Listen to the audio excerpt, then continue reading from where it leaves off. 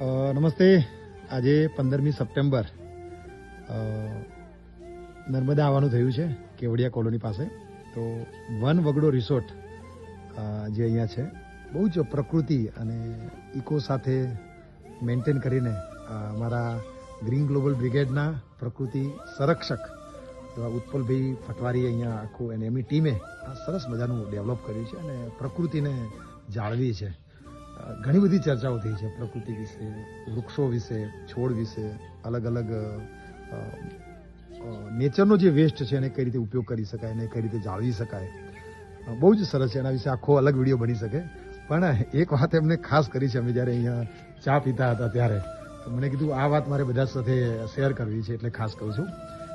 અહીંયા જેટલી પણ એમને દવાઓ ઔષધિઓ વાવી છે, ફળો વાવે છે, ત્યાં ક્યાંય દવાનો ઉપયોગ નથી કરતા, રાસાયણિક દવાનો ઉપયોગ નથી કરતા.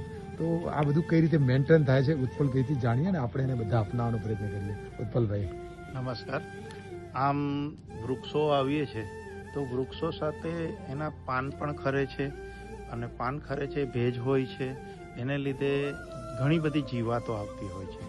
હવે જીવાતો આપણે મનુષ્યને થોડી ઘણી તો નુકસાન કરતી હોય છે, તો એને કંટ્રોલ કઈ રીતે કરી શકાય?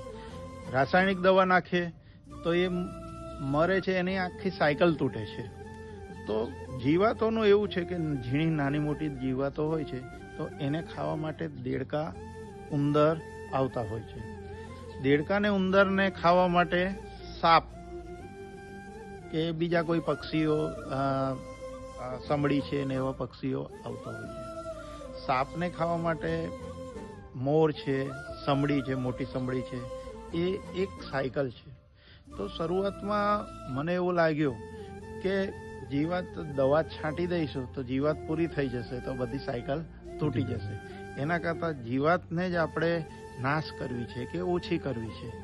તો ઉપરનો જે છે બીજા પક્ષીઓ છે એનો જો વિકાસ કરીએ. અહીંયા મારે ત્યાં મારા પરિસરમાં 4થી વધારે મોર ફરે છે, ટર્કી પક્ષી છે, પછી મેં મરઘીઓ પાળેલી છે કે જે ઝીણી ઝીણી જીવાતને પણ ખાય છે અને સાપ આવે તો સાપને પણ ખાય છે, જેથી મારે ત્યાં સાપ અને એવા પ્રાણી જીવજંતુઓ આવતા નથી, કાં તો ઓછા રહે છે.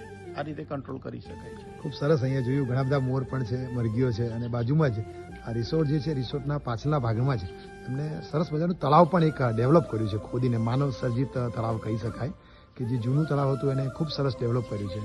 તો એક વખત જ્યારે કેવડિયા આવો છો તો ચોક્કસ ઉત્પલભાઈના મહેમાન બનજો. ખૂબ આનંદ આવશે. બસ આપણે પ્રકૃતિ સાથે જોડાયેલા રહીએ અને પ્રકૃતિનું કઈ રીતે સંરક્ષણ થઈ શકે એના આપણે સૌ પ્રયત્નો કરીએ.